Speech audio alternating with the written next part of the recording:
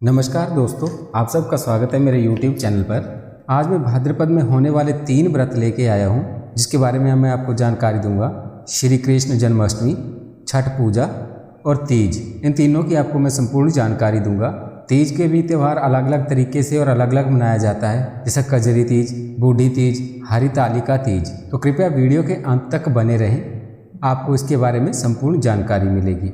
श्री कृष्ण जन्माष्टमी भाद्रपद कृष्ण पक्ष की अष्टमी को रात के 12 बजे मथुरा के राजा कंस की जेल में वासुदेव जी की पत्नी देवी देवकी के गर्भ से 16 कलाओं से युक्त भगवान श्री कृष्ण का जन्म हुआ था। इस तिथि को रोहिणी नक्षत्र का विशेष महात्म्य है। इस दिन देश के समस्त मंदिरों का श्रृंगार किया जाता है। कृष्ण अवतार के उपलक्ष्य में झांकियाँ सजाई जाती हैं। भगवान कृष्ण का श्रृंगार करके झूला सजाया जाता है। स्त्री पुरुष रात के 12 बजे तक व्रत रखते हैं। रात को 12 बजे शंख तथा घंटों की आवाज़ से श्री कृष्ण के जन्म की खबर चारों दिशाओं में गूंज उठती है। भगवान श्री कृष्ण की आरती उतारी जाती है और प्रसाद वितरण किया जाता है। प्रसाद ग्रहण कर व्रत को खोला जाता है। कृष्ण जन्माष्टमी की कथा इस प्रकार है। द्वापर युग में पृथ्वी पर राक्षसों के अत्याचार बढ़ने लगे। पृथ्वी गाय का रूप धारण कर अपनी कथा सुनाने के लिए तथा अपने उद्धार के लिए ब्रह्मा जी के पास गई।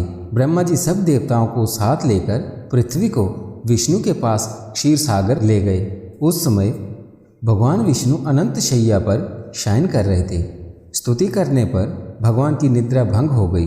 भगवान ने ब्रह्मा एवं सब देवताओं को देखकर उनके आने का कारण पूछा तो पृथ्वी बोली, भगवान, मैं पाप के बोझ से दबी जा रही हूँ, मेरा उद्धार कीजिए। ये सुनकर विष्णु बोले, मैं वज्रमंडल में वासुदेव की पत्नी देवकी के गर्भ से जन्म लूँगा। तुम सब देवतागण व्रज भूमि में जाकर यादव वंश में अपना शरीर धारण करो। इतना कहकर भगवान अंतर्ध्यान हो गए। इसके उपरांत देवता व्रजमंडल में आकर यदुकुल में नंदन, यशोदा तथा गोप गोपियों के रूप में पैदा हुए। द्वापर युग के अंत में मथुरा में उग्रसेन राजा राज्य करते थे। उग्रसेन के पुत्र का नाम कंस था। कंस ने उग्रसेन को बलपूर्वक सिंहासन से उतारकर जेल में डाल दिया और खुद राजा बन गया। कंस की बहन देवकी का विवाह यादव कुल में वासुदेव के साथ निश्चय हो गया। जब कंस देवकी को विदा करने के लिए रथ से जा रहा था तो आकाशवाणी हुई कि हे कंस, जिस देवकी को तू बड़े प्रेम से विदा कर रहा है उसका 8वां पुत्र तेरा संहार करेगा। आकाशवाणी सुनकर कंस क्रोध से भरकर देवकी को मारने के लिए तैयार हो गया। उसने सोचा, न देवकी होगी न उसका कोई पुत्र मारने को तैयार होगा। वासुदेव जी ने कंस को समझाया कि तुम्हें देवकी से कोई भय नहीं, देवकी की 8वीं संतान से तुम्हें भय है, इसीलिए मैं इसकी 8वीं संतान को तुम्हें सौंप दूंगा। तुम्हारे समझ में जो आए उसके साथ वैसा ही व्यवहार करना। कंस ने वासुदेव जी की बात स्वीकार कर ली और वासुदेव देवकी को कारागार में बंद कर दिया। तत्काल नारद जी वहां आ पहुंचे और कंस से बोले कि ये कैसे पता चलेगा कि 8वां गर्भ कौन सा होगा, गिनती प्रथम से या अंतिम गर्भ से शुरू होगी। कंस ने नारद जी के परामर्श पर देवकी के गर्भ से उत्पन्न होने वाले समस्त बालकों को मारने का निश्चय कर लिया। इस प्रकार कंस ने एक एक करके देवकी के 7 बालकों को निर्दयतापूर्वक मार डाला। भाद्रपद के कृष्ण पक्ष की अष्टमी को रोहिणी नक्षत्र में श्री कृष्ण का जन्म हुआ। उनके जन्म लेते ही जेल की कोठरी में प्रकाश फैल गया। वासुदेव देवकी के सामने शंख, चक्र, गदा एवं पद्मधारी चतुर्भुज भगवान ने अपना रूप प्रकट कर कहा, अब मैं बालक का रूप धारण करता हूँ। तुम मुझे तत्काल गोकुल में नंद के यहाँ पहुँचा दो और उनकी अभी अभी जन्मी कन्या को लाकर कंस को सौंप दो। तत्काल वासुदेव जी की हथकड़ियाँ खुल गई। कारागार के दरवाजे अपने आप खुल गए। पहरेदार सो गए। वासुदेव कृष्ण को सूप में रखकर गोकुल को चल दिए। रास्ते में यमुना श्री कृष्ण के चरणों को स्पर्श करने के लिए बढ़ने लगी। भगवान ने अपने पैर लटका दिए। चरण छूने के बाद यमुना घट गई। वासुदेव यमुना पार कर गोकुल में नंद के यहाँ पहुँचे। बालक कृष्ण को यशोदा जी की बगल में सुलाकर कन्या को लेकर वापस कंस के कारागार में आ गए। जेल के दरवाजे पूर्ववत बंद हो गए। वासुदेव जी के हाथों में हथकड़ियाँ पड़ गई। पहरेदार जाग गए। कन्या के रोने पर कंस को खबर दी गई। कंस ने कारागार में आकर कन्या को लेकर पत्थर पर पटक कर मारना चाहा, परंतु वह कंस के हाथ से छूटकर आकाश में उड़ गई। और देवी का रूप धारण कर बोली, हे कंस, मुझे मारने से क्या लाभ है? तेरा शत्रु तो गोकुल में पहुंच चुका है। ये दृश्य देखकर कंस हतप्रभ और व्याकुल हो गया। कंस ने श्री कृष्ण को मारने के लिए अनेक दैत्य भेजे। श्री कृष्ण ने अपनी अलौकिक माया से सारे दैत्यों को मार डाला। बड़े होने पर श्री कृष्ण ने कंस को मारकर उग्रसेन को राजगद्दी पर बिठाया। श्री कृष्ण की पुण्य जन्म तिथि को सारे देश में बड़े हर्षोल्लास से मनाया जाता है, इसीलिए श्री कृष्ण जन्माष्टमी का व्रत किया जाता है। तीज की कथा। कजरी तीज भाद्रपद के कृष्ण की तृतीय को ये पर्व मनाया जाता है। ये पर्व उत्तर प्रदेश के बनारस तथा मिर्जापुर में विशेष रूप से मनाया जाता है। कजरी की प्रतिद्वंदिता भी होती है। प्रायः लोग नावों पर चढ़कर कजरी गीत गाते हैं। ये वर्षा ऋतु का एक विशेष राग है। वज्र के मल्हारों की भांति यहाँ पर ये प्रमुख वर्षा गीत माना जाता है। इस दिन झूला भी पड़ता है। घरों में पकवान मिष्टान बनाया जाता है। ग्रामीण अंचलों में इसे तीजा कहते हैं। ग्रामीण बालाएं तथा वधुएं हिंडोले पर बैठकर कजरी गीत गाती हैं। वर्षा ऋतु में ये गीत पपीहा, बादलों तथा पूर्वा हवाओं के झोंकों से बहुत प्रिय लगता है। बूढ़ी तीज भाद्रपद की कृष्ण पक्ष की तृतीया को मनाई जाती है। इस दिन व्रत रखकर गायों का पूजन करते हैं। 7 गायों के लिए आटे की 7 लोई बनाकर खिलाते हैं। इसके बाद भोजन करते हैं। वधुएं चीनी और रुपयों का बायना निकालकर सासू जी को देकर उनके चरण स्पर्श करती हैं। हरतालिका तीज का व्रत भाद्रपद मास की शुक्ल पक्ष की तृतीया को किया जाता है। इस दिन शंकर पार्वती की बालू की मूर्ति बनाकर पूजन किया जाता है। सुंदर वस्त्रों, कंदली स्तंभों से घर को सजाकर अनेक प्रकार के मंगल गीतों से रात्रि जागरण करना चाहिए। इस व्रत को करने वाली स्त्रियां पार्वती के समान सुखपूर्वक पति रमण करके शिवलोक को जाती हैं। कथा इस प्रकार से है। इस व्रत के महात्म्य की कथा भगवान शंकर ने पार्वती को उनके पूर्व जन्म का स्मरण कराने हेतु इस प्रकार की थी। शिव जी कहते हैं, एक बार तुमने हिमालय पर्वत पर गंगा तट पर अपनी बाल्यावस्था में 12 वर्ष की आयु में अधोमुखी होकर घोर तप किया था। तुम्हारे इस कठोर तप को देखकर तुम्हारे पिता को बड़ा कलेश होता था। एक दिन तुम्हारी तपस्या और तुम्हारे पिता के कलेश के कारण नारद जी तुम्हारे पिता के पास आए और बोले कि विष्णु भगवान आपकी कन्या से विवाह करना चाहते हैं। उन्होंने इस कार्य हेतु मुझे आपके पास भेजा है। तुम्हारे पिता ने विष्णु जी के प्रस्ताव को सहर्ष स्वीकार कर लिया। इसके बाद नारद जी ने विष्णु जी के पास जाकर कहा कि हिमालय राज अपनी पुत्री सती का विवाह आपसे करना चाहते हैं। विष्णु जी भी तुमसे विवाह करने को राजी हो गए। नारद जी के जाने के बाद तुम्हारे पिता ने तुम्हें बताया कि तुम्हारा विवाह विष्णु जी से तय कर दिया है। ये अनहोनी बात सुनकर तुम्हें अत्यंत दुख हुआ और तुम जोर जोर से विलाप करने लगी। एक अंतरंग सखी के द्वारा विलाप का कारण पूछने पर तुमने सारा वृतांत सखी को बता दिया।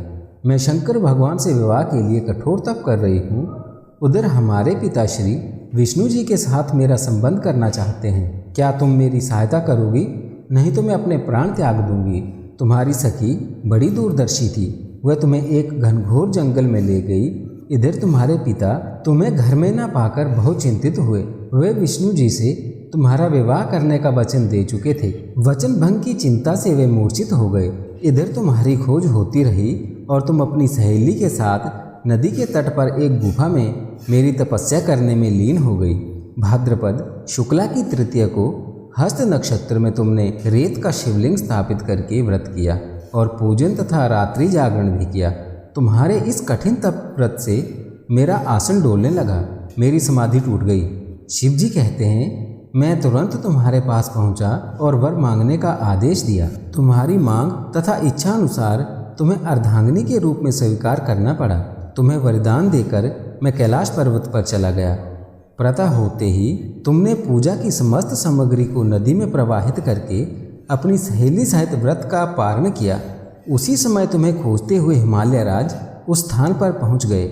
बिलखते हुए तुम्हारे घर छोड़ने का कारण पूछने लगे। तब तुमने उन्हें बताया कि मैं शंकर भगवान को पति रूप धारण कर चुकी हूँ, परंतु आप मेरा विवाह विष्णु जी से करना चाहते थे, इसलिए मुझे घर छोड़कर आना पड़ा।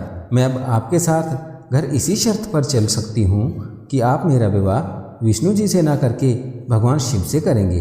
गिरिराज तुम्हारी बात मान गए और शास्त्रोक्त विधि द्वारा हम दोनों को विवाह के बंधन में बांध दिया।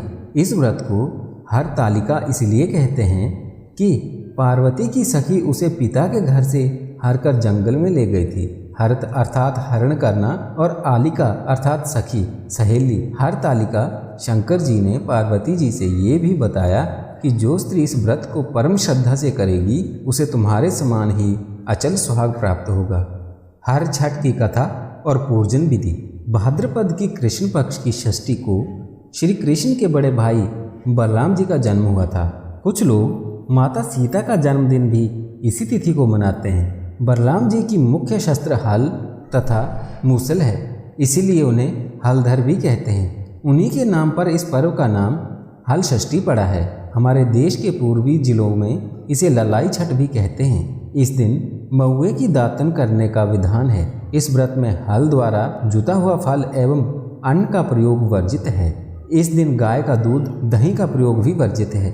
भैंस का दूध व उसके दूध का दही प्रयोग किया जा सकता है। व्रत को करने की विधि। इस दिन प्रातःकाल स्नान आदि के बाद पृथ्वी को लीपकर एक छोटा सा तालाब बनाया जाता है, जिसमें झरबेरी पलाश गूलर की एक एक शाखा बांधकर बनाई गई हर छठ को गाड़ देते हैं और इसकी पूजा की जाती है। पूजन में 7 अनाज का प्रयोग किया जाता है, जैसे गेहूँ, चना, धान, मक्का, ज्वार, बाजरा और जौ तथा भुना हुआ लावा चढ़ाया जाता है। हल्दी में रंगा हुआ वस्त्र तथा सुहाग सामग्री भी चढ़ाई जाती है। पूजन के बाद निम्न मंत्र से प्रार्थना भी की जाती है।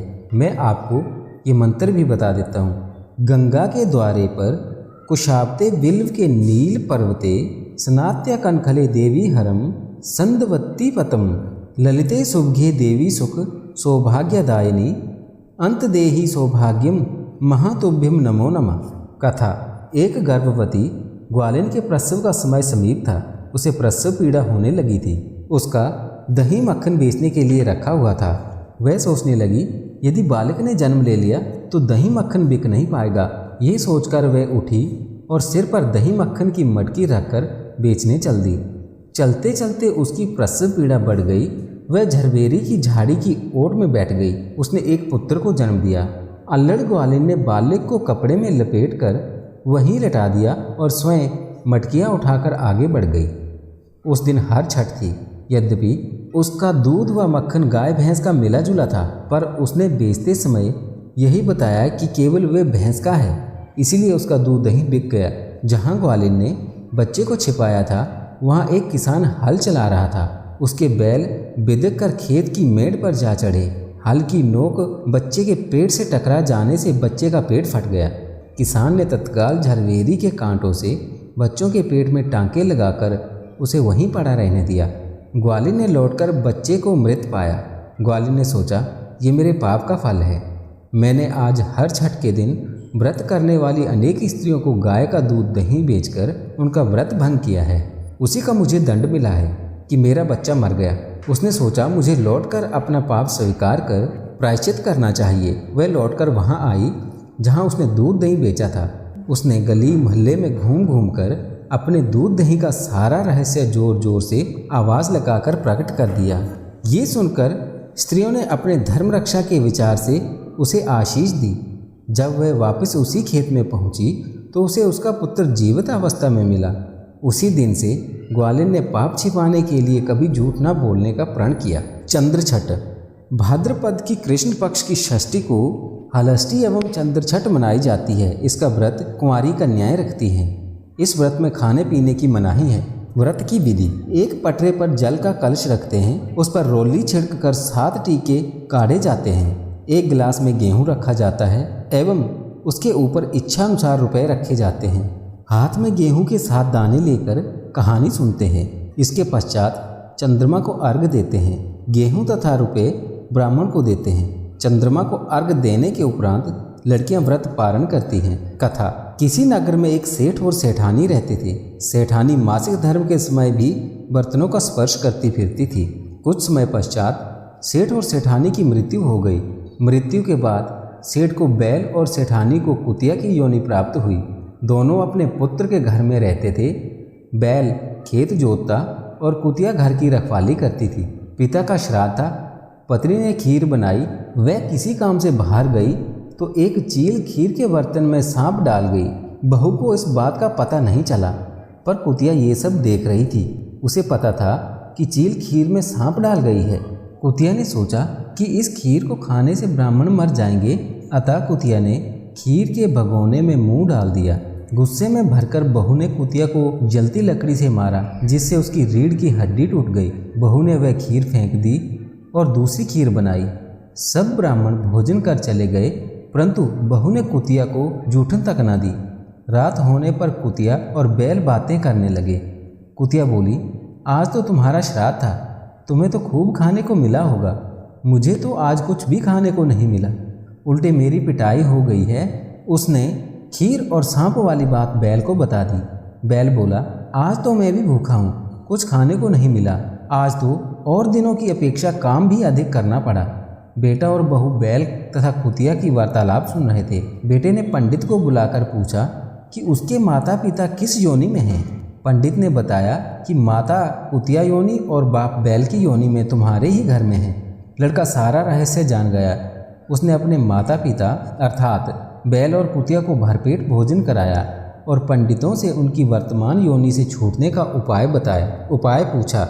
पंडितों ने परामर्श दिया कि भाद्रपद की कृष्ण पक्ष की षष्ठी को जब कुमारी कन्याएं चंद्रमा को अर्घ देने लगे तो ये दोनों प्राणी यदि अर्घ के नीचे खड़े हो जाएं तो इनकी योनि से छुटकारा मिल जाएगा। तुम्हारी माँ ऋतु काल में सब बर्तन छूती थी, इसी कारण इसी दोष से इसे ये योनि मिली है। चंद्र षष्ठी आने पर लड़के ने उपरोक्त बातों का पालन किया, जिससे उनके माता पिता को कुतिया एवं बैल की योनि से छुटकारा मिल गया। तो दोस्तों, ये थी भाद्रपद में विशेष व्रत की और